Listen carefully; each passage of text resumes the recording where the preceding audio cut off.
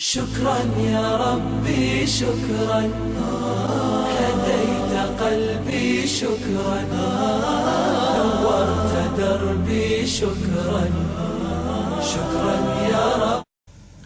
Falënderimet dhe lavdrimet i takojnë Allahut, krijuesit të gjithësisë. Vetëm atë adhurojmë dhe vetëm prej tij ndihmë dhe mëshirë kërkojmë.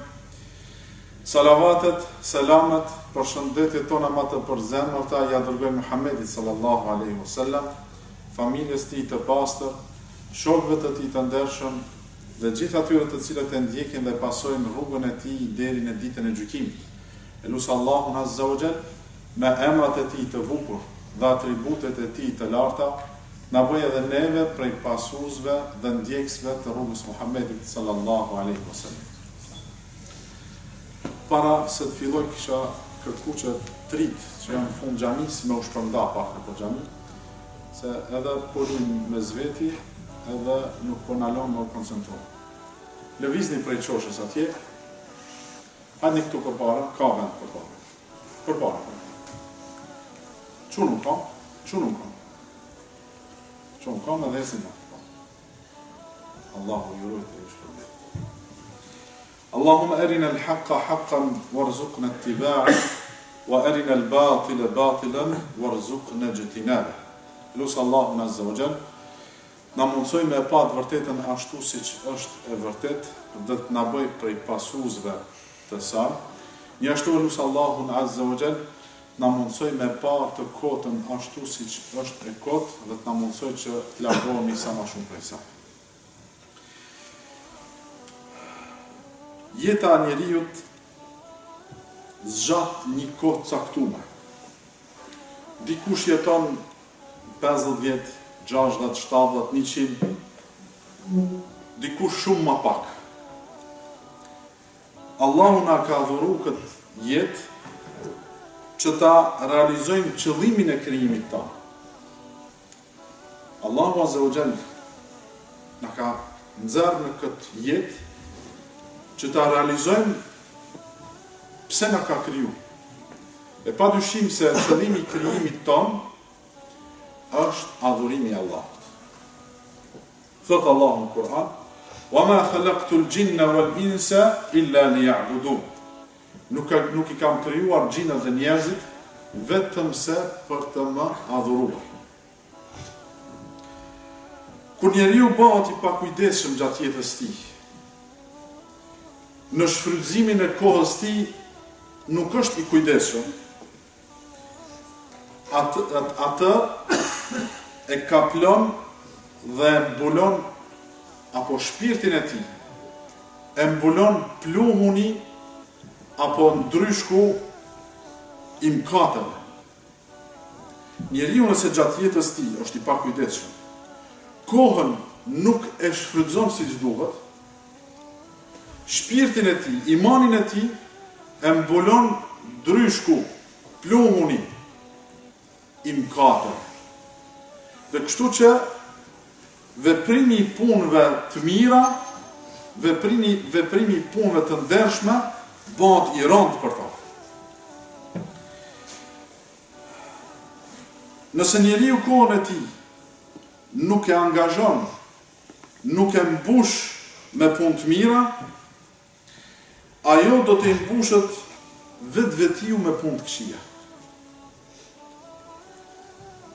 Pasi që jeta është e përbërë prej kohës, prej ditëve, prej orëve, dije se çdo orë, çdo ditë, çdo minutë që të kalon, është duke të shkurtu, zvoglu jeta jote. Çdo orë që kalon, dije se çdo orë po i afrohesh fundit tonë, po i afrohesh vdekjes tonë.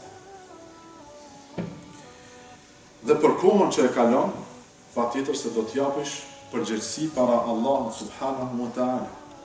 Allahu ka me të gjyku si e kalove ti kohën tonë. Pejgamberi alayhis salatu wassalam në një hadith të saktë thot: La tazulu qadama 'abdin yawm al-qiyamah hatta yus'ala 'an khams. Nuk do të lëviz këmba e dëbirit Ademit ditën e Kiametit pa u pyet për 5 gjëra. E 2 prej këtyre 5 pyetjeve janë lidhje me kohën dhe jetën. Si e kaloi jetën në dynja dhe si a e shfrytëzoi rininë e tij kur ishte gjatë. Pra të dyjat janë të lidhur me kohën. Njerëzit e mençur kohën e shfrytëzojnë dhe vlerësojnë atë më shumë se sa ari, më shumë se sa dukati. Njeriu i mençur nuk e ke shpërdor ari, sepse ari ka vlerë. Njëherë kalon një dietar rreth një kafe, edhe i sheh njerëzit siç e kalojnë kohën atyne në biseda të kota, në muhabete pa ndonjë qëllim të madh mbrapa, e vrasin kohën. Kështu është shprehja në gjuhën arabe, qatlul waqt, e vrasin kohën, e ata me këtë gjest e vrasin veten e tyne. Sheh njerëzit kështu, në këtë gjendje, dhe thot, si kur t'ishte ble koha me pare. Si kur t'ishte ble koha me pare, gjithë këtyne badjargjive do t'ja u kisha ble. Po, caktimi Allahut, koha nuk blihet, jeta nuk shtohet me pare. Një nga hoxhallarët e Imam Buhariut, rahimahumullah, kur ishte talebe, ishte nxënës, në mexhlisin e hoxhës tij, duke marrë mësim, i thehet lapsi. Në qohët në kam dhe thot, kush ma shet lapsin për një çmim 100 herë ma shtrenjtë se sa një laps që e blesh në pazar. Kush ma shet lapsin, si me tham tash, për 100 euro. Gjithë që ditë, pse? Thot, nuk du me më hum asni fjalë që e thot hoxha. Se ai e ka kuptuar vlerën e kohës, e ka kuptuar vlerën e jetës dhe mundohet gjithë qysh në çdo mënyrë ta shfrytëzojë atë. Sot, shumica e nxënësave, kur vinë në mësime, nuk kanë as lapsa, as fletore, as çanta, edhe hiç nuk ju vjen mërzi, nuk ngushtohen, mi arrit lapsin edhe vetë mësuesit.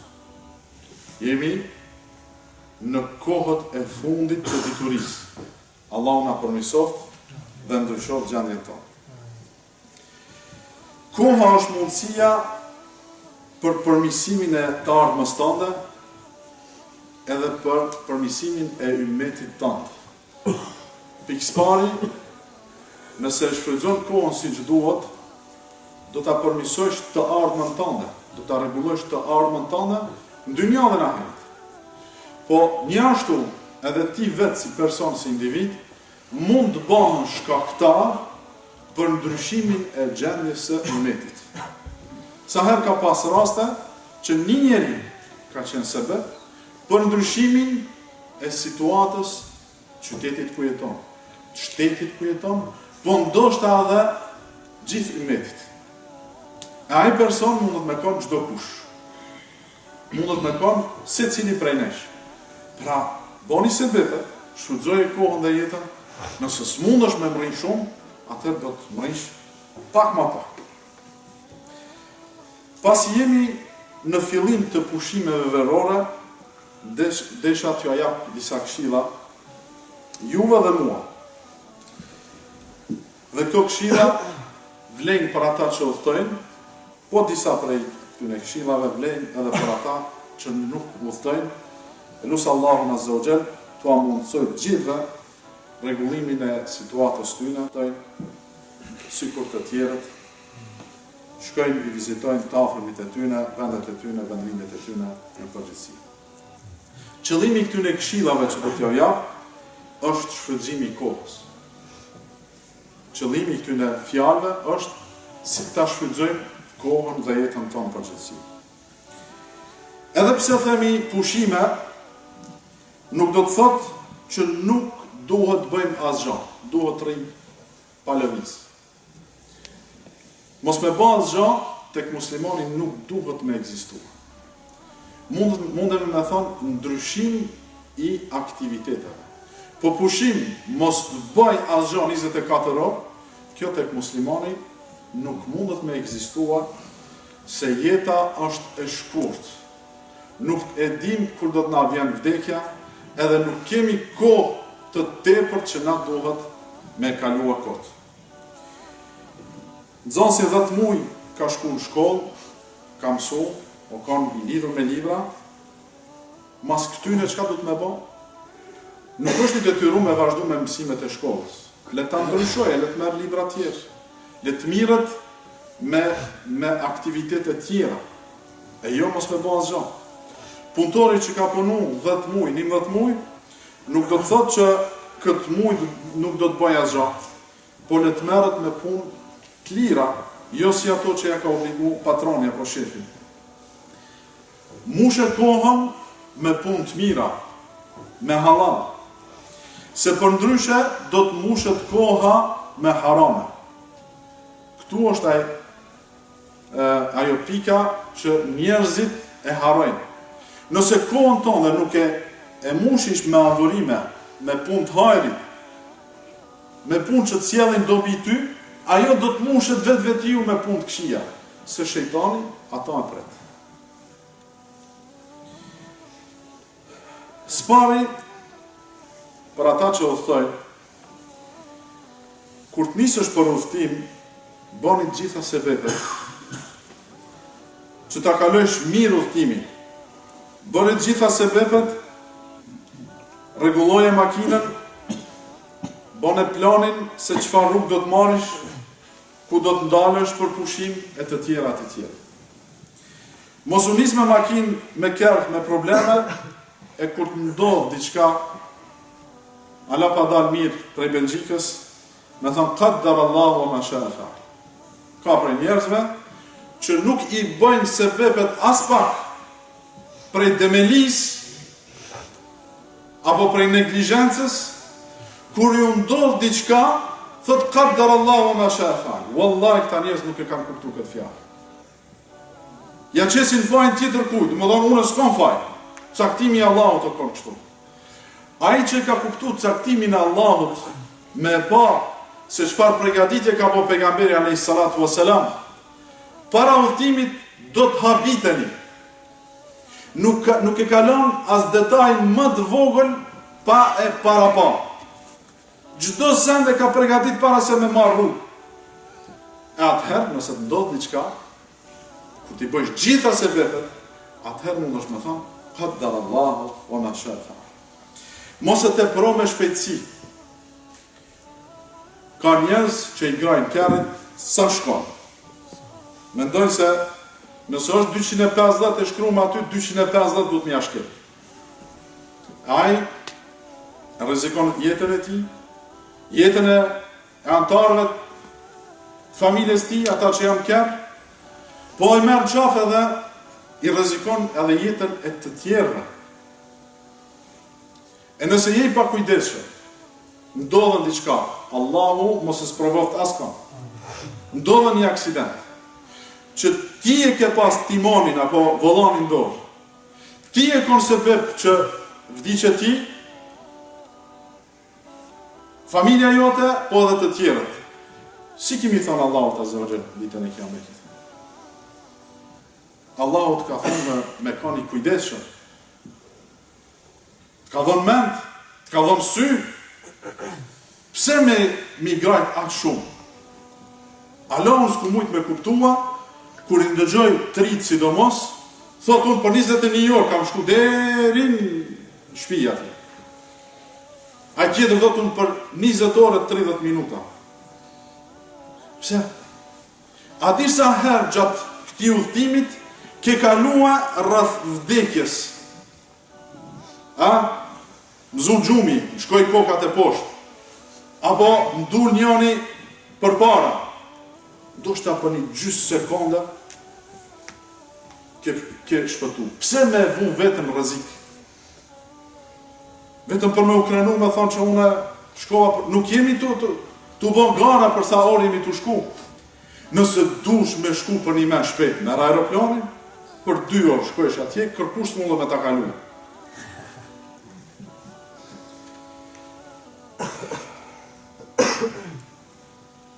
Tregoni të respektueshëm në vendet ku ndaleni për pushim.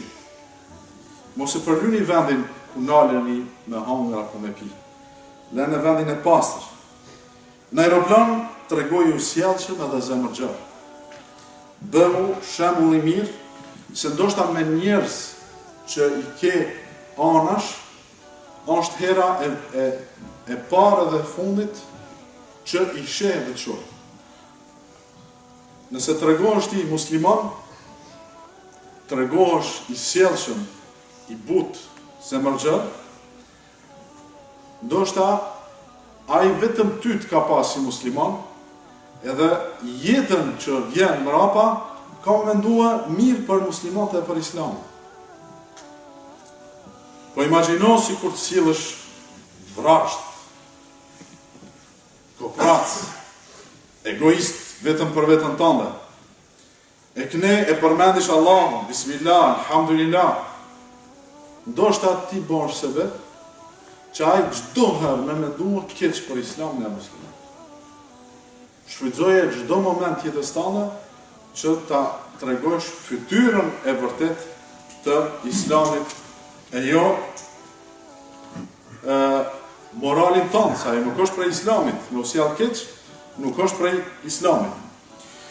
Mos harro namazin gjatë udhëtimit. Mos e neglizho përmendjen e Allahut. Bon lutje sa të mundesh.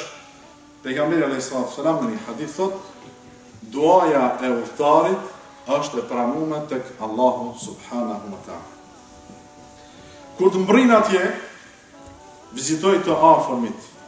Vizitoj të afërmit dhe të dashurit e prindërve, sepse kjo është për respektimit të prindërve. Vizitoj edhe ata që të kanë këput, nuk vinë me të vizitua. Është e vështirë, është e rëndë, po vallahi nëse e arrish, nëse e bëjsh, Allahu do të shpërblej shumë. Vizitoj të aktë të varfrit dhe zgjatja dorën e ndihmës. Bëhu gëzim për ta.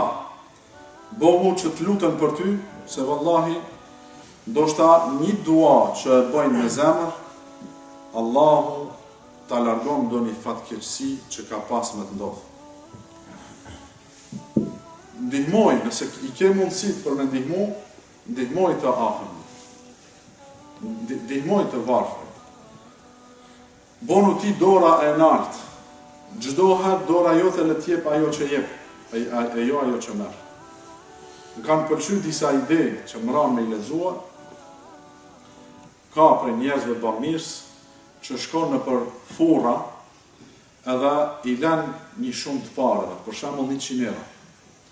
I lën edhe thot kush vjen me ble edhe nuk ka mundësi me ble, paguja prej këtyre parave.